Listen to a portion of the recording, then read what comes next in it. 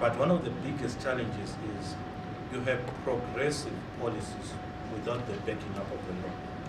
If you interrogate further, you notice that service provider, as far as the law say, the policy says that they can offer a service. But when you interrogate, the law does not protect them. When the parent comes and says, why did you offer this service to my child?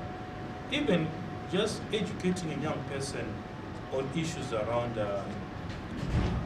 just condoms. A parent may come back and say, why were you educating my child about condoms? I want to get you arrested. They've got the right to do that. And the law does not protect them. So what we are saying is, how do we ensure that the laws and policies are consistent and speak to each other?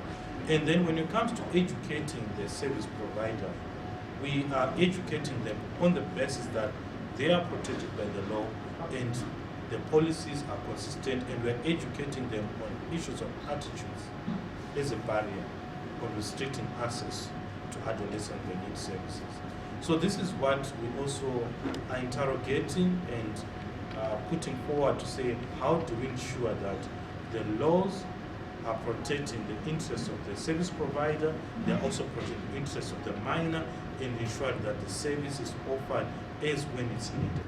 The efforts being made by the Ministry of Health especially, and the other critical players. There is a process right now in Zambia which is looking at addressing the issue of the age of consent to services, or maybe just in an effort to increase access to services for adolescents. Because mostly the ones that we are losing a lot actually that are more affected, as Tatenda mentioned, adolescent girls and young women. They're the ones who are majorly affected. So I think we appreciate all those efforts, and our voice, whatever voices we want to echo, I think should be those to build and contribute to the ongoing process. In terms of the HIV prevalence, to now the latest, if we follow the Zambia Demographic Health Survey, 11.1%. Now, when you look, this is about adults, and when you look at, you delve into the adolescent space and look at the HIV prevalence, you note that for adolescent girls it's 8.1, adolescent boys is 2.1. So, it's just to agree with my colleague, you note that adolescent girls and young women are more affected than adolescent boys.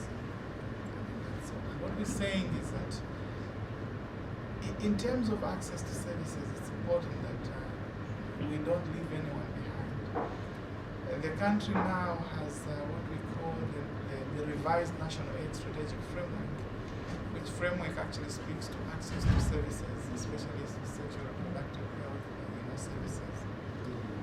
And as a team, what we say